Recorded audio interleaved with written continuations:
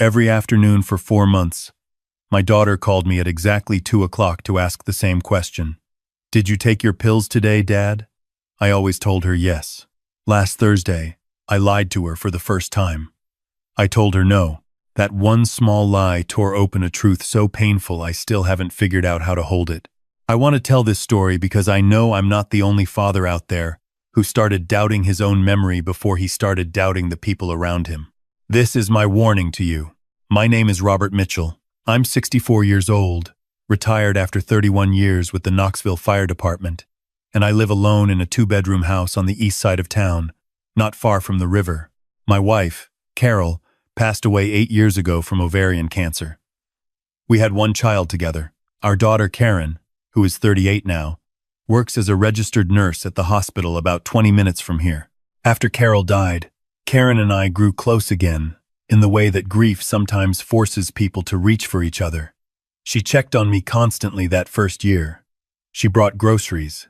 She sat with me on the back porch in the evenings, and we talked about her mother until the talking started to feel more like healing than hurting. For a long time, that closeness felt like the best thing to come out of the worst thing. Then something shifted. It started small, the way the worst things always do. About 5 months ago, Karen began calling every afternoon at exactly 2 o'clock. At first I assumed it was habit, a nursing schedule thing, something she fit into her lunch break. But the question was always the same. Did you take your pills today, Dad? I take blood pressure medication, a low-dose statin, and a daily aspirin. Nothing unusual for a man my age. I had been taking them without incident for 6 years. I didn't understand why she was suddenly so focused on it. I take them every morning with breakfast. I told her the first time, like I always have. Every single morning? She pressed. Every single morning. Karen. She would exhale slowly, the way nurses do when they are not quite satisfied with an answer but too professional to say so. Okay. Good. I just worry about you. I told myself it was love. I told myself that losing her mother had made her anxious about losing me too. I let it go. But then other things started happening that I couldn't as easily explain away. I keep my important documents in a gray metal lockbox on the top shelf of my closet. I have kept them there for 20 years. The deed to the house, my pension paperwork, the folder Carol and I put together with our financial information when we first retired. I know exactly how it sits on that shelf because I pushed it all the way to the left corner the day I put Carol's death certificate in there. One morning I opened the closet, and the lockbox was sitting 2 inches from the right wall instead. I stood there for a long time staring at it. I told myself I was imagining things. At 64, you start to have a quiet, persistent argument with yourself about what is real and what is the beginning of something you don't want to name. I checked inside the box. Everything looked like it was there. I closed it and pushed it back to the left corner and made myself stop thinking about it. 3 weeks later, I noticed my prescription bottles were different. I take the same blood pressure medication I have taken for 6 years. The bottle is always white with a blue label, dispensed from the pharmacy on Oak Ridge Highway. The pills inside are small and white with a scored line down the middle. One morning I picked up the bottle, and the pills were the same color and roughly the same shape, but they had no scored line. Just smooth, plain white tablets. I told myself the pharmacy had switched manufacturers. That happens sometimes. I took the pill and went to work in the garage, but I spent the rest of the morning feeling a slow unease that I couldn't shake. The 2 o'clock calls kept coming. They started to feel less like concern and more like monitoring. Karen would ask about the pills, ask if I had eaten, ask if anyone had stopped by. Has Frank been over? Frank Delaney is my oldest friend. 30 years in the fire service together, the man who stood next to me at Carol's funeral. Karen had never asked about Frank before. Why? I asked her.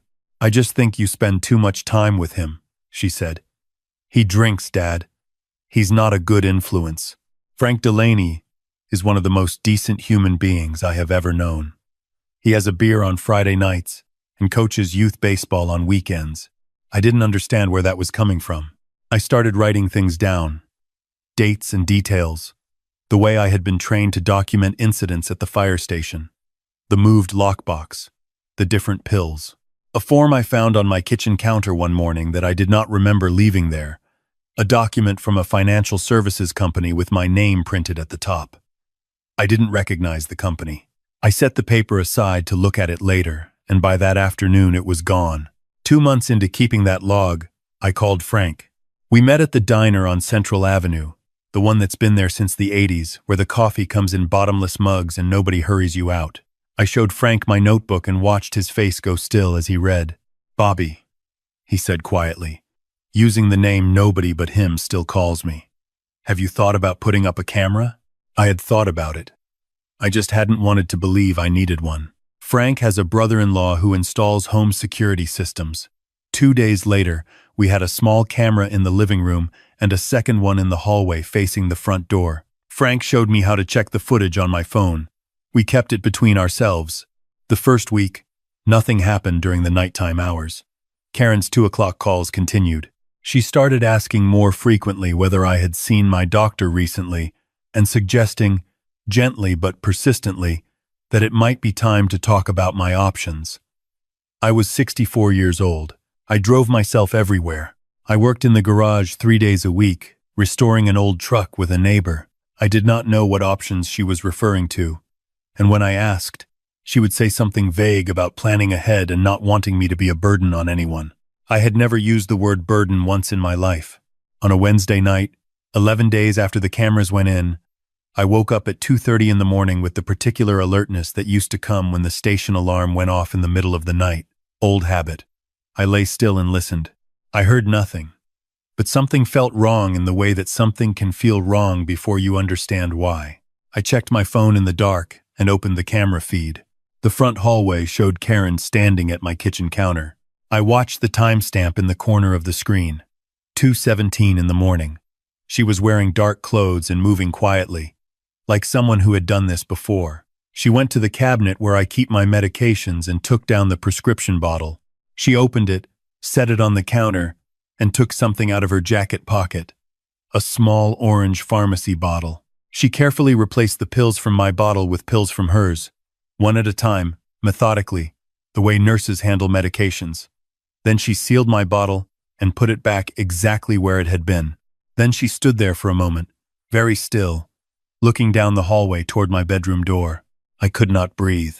She walked to the hallway, stood outside my room, and listened. I lay without moving, watching the green glow of the camera feed on my phone screen, watching my own daughter stand outside my bedroom door in the middle of the night. After a long moment, she turned and left the way she came, easing the front door shut behind her with barely a sound. She had a key. I had given it to her 3 years ago, after a minor surgery, so she could check on me during recovery. I never asked for it back. I didn't sleep again that night. In the morning, before the 2 o'clock call came, I drove to my doctor's office. Patricia Webb has been my physician for 12 years. A sharp, direct woman who has never told me anything I didn't need to hear. I brought the prescription bottle, and I told her what I had seen. She had the pills analyzed through the hospital lab, while I waited in the parking lot with a cup of gas station coffee that I did not taste. It took 90 minutes. When she came out to find me, her expression was careful. "These are sedatives," she said. "Low dose. Benzodiazepines. Not dangerous at this dosage if taken once, but taken daily over months. In combination with your blood pressure medication, they would cause increasing fatigue, confusion, and memory difficulty. Possibly significant memory difficulty." She looked at me steadily when she said the last part. "Someone has been systematically replacing your medication," she said. "Robert, I have to ask you something. Do you feel like you've been more forgetful than usual lately? More fatigued? Unsure of yourself in ways you weren't a year ago?" I sat with that question for a moment, and the honest answer was yes. I had attributed it to age, to grief, to the ordinary slowness of getting older. I had been questioning my own mind for months. The lockbox I thought I moved, the document I thought I misplaced, the slow, creeping feeling that I could not trust my own perception. That had not been age. That had been chemistry. I called Frank from the parking lot and told him what Dr. Webb had found. He was at my house in 40 minutes. I had called a locksmith the day before to change the front door lock, but I had not told Karen yet. There were things I needed to understand first. Frank and I went into the lockbox together. We found what I had been too uncertain of myself to look for before. The deed to my house had a lien attached to it, filed 8 months ago, putting up my property as collateral for a loan of $65,000 through a private financial services company. My signature was on the documents. I did not remember signing them. At the bottom of the box was a power of attorney form, notarized, granting Karen full legal authority over my financial and personal affairs on the grounds of cognitive decline. I sat down on the edge of my bed and held that paper for a long time. "She's been preparing to take over everything," Frank said. He was trying to keep his voice, even for my sake. "I know, Bobby. This is serious. I know." I called Amanda Pierce, a friend who retired from the DA's office 2 years ago and does consulting work now. We had coffee when Carol was in treatment, and she helped us navigate some insurance paperwork. She was at my house by 4 o'clock. She reviewed the documents without saying anything for a long time. "The power of attorney is legally filed," she said finally. "If this goes unchallenged, Karen has full control of your finances and your medical decisions. The lien on the house is real. Whoever received that loan has legitimate legal standing. Can we fight it? With the camera footage and the lab results, yes. But Robert, before we go to the police, I need you to think carefully. Do you understand what happens once you make that call? This isn't a stranger. This is your daughter." I understood. I had been understanding it alone since 2:30 that morning. The 2 o'clock call came while Amanda was still sitting at my kitchen table. I answered it on speaker. "Did you take your pills today, Dad?" I looked at Amanda. "No," I said. "Actually, I forgot this morning." The silence on the other end was different from her usual careful exhale. It was sharper, alert. "What do you mean you forgot?" "I just forgot. I'll take them now." "Don't," she said. The word came out fast, instinctive. Then she corrected herself. "I mean, wait until I can come by. I want to make sure you're taking the right dose. Your blood pressure has been fluctuating." "My blood pressure has been fine, Karen. Dr. Webb checked it last week." Another silence. "You saw Dr. Webb?" "Yes." "Why didn't you tell me?" "I didn't realize I had to." The rest of the call was short and clipped, and she hung up without her usual goodbye. Amanda and I looked at each other. "She's coming," Amanda said. "Yes. Do you want to be here when she does?" I thought about that. I thought about a photograph on my living room bookshelf. Karen at 9 years old on her first day of school, wearing Carol's old blue cardigan because she said it smelled like her mother and made her feel brave. I thought about the nights after Carol died when Karen would call me at midnight just to talk, nothing specific, just talk, just to hear that I was still there. "Yes," I said. "I need to look her in the eye." Karen arrived 45 minutes later. She came in through the front door with her old key, which no longer worked, and stood on the porch looking confused until I opened it from inside. That small moment, the key not turning, told her everything she needed to know. Her face changed. She came into the living room and stopped when she saw Amanda sitting at the table. Frank was in the kitchen. She recognized Amanda. "What's going on?" Her voice was very quiet. "Sit down," I said. She sat. She placed her hands flat on her knees, the way she used to do as a teenager when she was bracing herself for something difficult. I told her what I knew. The camera footage. The pills. Dr. Webb's analysis. The lien. The power of attorney. I kept my voice level. I had spent 31 years walking into burning buildings and staying calm. This was the hardest thing I had ever done with that training. Karen did not interrupt me. She sat with her hands on her knees and listened with an expression I could not immediately read. When I finished, she was quiet for a long moment. Then she said, "I was trying to protect you." Amanda shifted in her chair. Frank stepped into the doorway. "Protect me from what?" I asked. "From yourself." Her voice was so small. "Dad, you were forgetting things. You weren't taking your medication consistently. You were getting confused. You were going to lose the house because you couldn't keep track of the bills. I've been watching it get worse for 2 years and you wouldn't listen when I tried to talk to you about it." "I wasn't forgetting things," I said. "I was being drugged." She shook her head. You were already struggling before I changed the medication. I swear to you, I changed it because your blood pressure readings were dangerous and you wouldn't let me help. The sedative was just to calm your system. Just a low dose. I was going to taper it when you stabilized. I researched it, Dad. I know what I'm doing. Something in the way she said those words stopped me. The absolute certainty of them. The flat, impenetrable logic of someone who could not hear the outside of their own reasoning. The loan, Karen, Amanda said carefully. The $65,000. Karen turned to look at her. I needed to pay off the second mortgage before the balloon payment came due. Dad didn't even know about the second mortgage. His financial advisor put it there 8 years ago and it was about to default. I found it in his papers. I was fixing it. You forged his signature. I signed on his behalf. He would have agreed if he was thinking clearly. She looked back at me, and I saw something in her face then that I had missed before. Not calculation. Desperation. A fear so large it had swallowed her whole sense of proportion. I was trying to save everything Mom built. I was trying to keep it together because you couldn't. And I couldn't lose you. The way I lost her, and I couldn't watch the house go and the money go and everything just fall apart while you smiled and told me you were fine. The room was very quiet.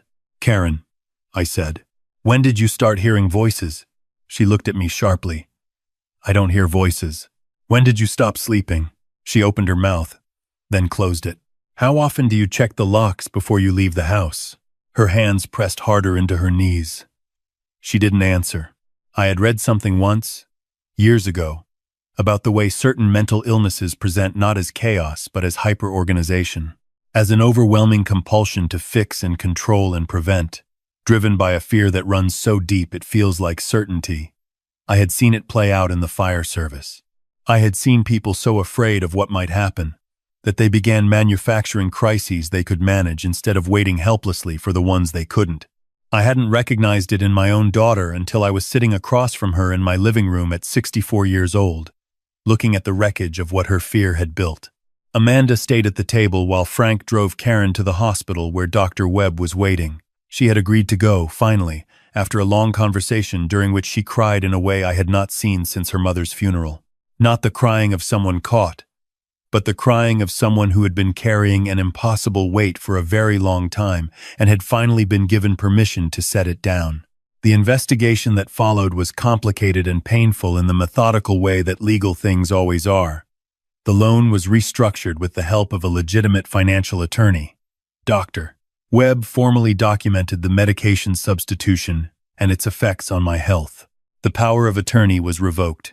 Karen surrendered her key and did not contest any of it. She was admitted to an inpatient psychiatric facility for 2 weeks before being transferred to an outpatient treatment program. Her diagnosis, when it came, was severe obsessive-compulsive disorder with anxious features and what the doctor called magical thinking patterns. The 2 o'clock calls, the nightly visits, the meticulous documentation of my every health metric. All of it was the architecture of a mind at war with its own terror of loss, building elaborate systems of control to keep the thing it feared most from happening. She had been watching her mother die by degrees for 18 months, managing medications and schedules and insurance calls, and the machine of that vigilance had never stopped running. I visited her on the 9th day of her inpatient stay. The facility was quieter than I expected, a low building surrounded by old oak trees east of the city, the kind of place that doesn't announce itself from the road. A staff member walked me to a small visiting room with 2 chairs and a window that looked out onto a garden. Karen was already sitting there when I arrived. She looked thinner. Her hands were still for the first time I could remember. "Hi, Daddy," she said, the way she used to say it when she was small. I sat across from her and we were both quiet for a moment. "I owe you an apology," she started. "You owe me an explanation first," I said. Not unkindly, just honestly. She told me things she hadn't been able to say in the living room. How the fear had begun the week after her mother's diagnosis and never fully left. How it had slowly reorganized itself around me instead. How the intrusive thoughts about what might happen to me had become so vivid and constant that preventing them felt less like obsession and more like duty. How she had been so certain I was declining that she had begun to create evidence of it, in her own mind first and then in reality, adjusting my medication, because her brain had convinced her that the declining was already happening and she was the only one who could see it. The doctor told me something that helped, she said. He said that what I was experiencing felt exactly like love. That's why it was so hard to see it as illness. It felt completely rational. I thought about that for a long time after I left. 5 months have passed since that afternoon in the living room. Karen attends therapy 3 times a week. She has medication of her own now, monitored by people qualified to monitor it. She calls me twice a week, on Tuesday evenings and Saturday mornings. At times she chose herself. She asks how I am in a different way than she used to. Not checking, just asking. I went back to Dr. Webb and recalibrated everything. The real medications at the right doses. A full workup to assess what 6 months of sedative exposure had done. She told me the effects were reversible, that my cognitive function was intact, and that I was, for a 64-year-old retired firefighter who ate too much red meat, in reasonably good shape. I thanked her and drove home with the windows down. The lockbox is back in the left corner of the closet shelf. I know exactly where it is. Frank and I had dinner last Friday night, the 2 of us and Dorothy Sims from next door, who brought a sweet potato pie and stayed until almost 10 o'clock, telling stories about her grandchildren. Frank had 1 beer. I had 2. Nobody kept track. The truck restoration is coming along. I think I'll have it running by fall. Karen came for dinner 2 Sundays ago, the first time she had been in the house since everything happened. She stood in the doorway for a moment when I opened it, uncertain, like she wasn't sure she still had the right to walk in. I stepped back and held the door open wide. We ate at the kitchen table and talked about ordinary things. Her cases at the hospital, the truck, a book she had been reading in her program. It was careful conversation, the kind where 2 people are paying attention to every word. But there was something real underneath it, something that had survived.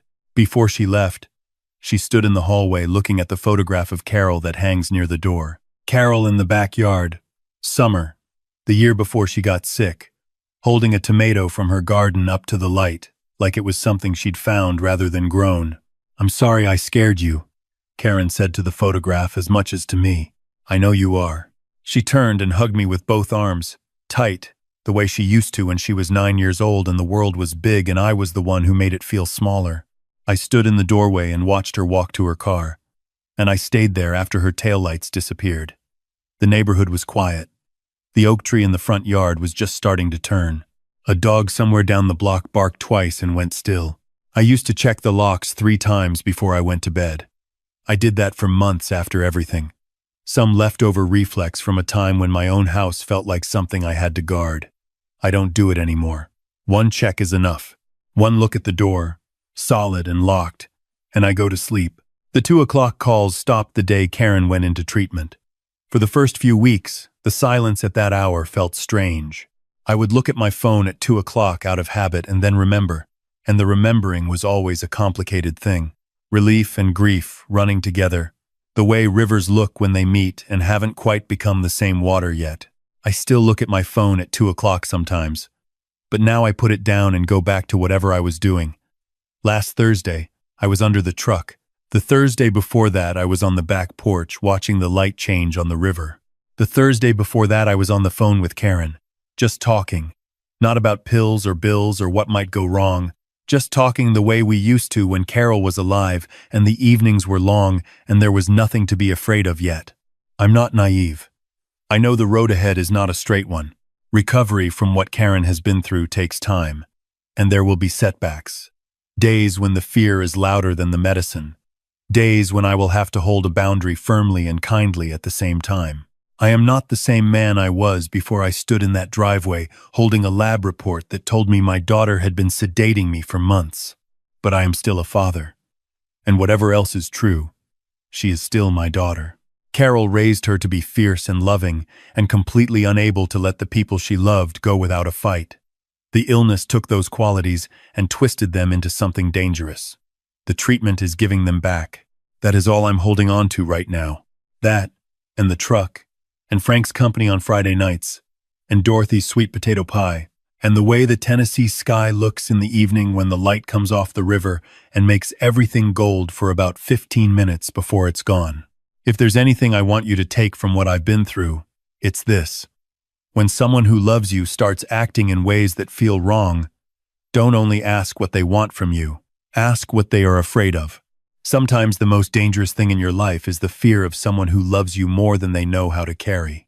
The lie I told my daughter saved my life. The truth we are both learning to live with is doing the rest.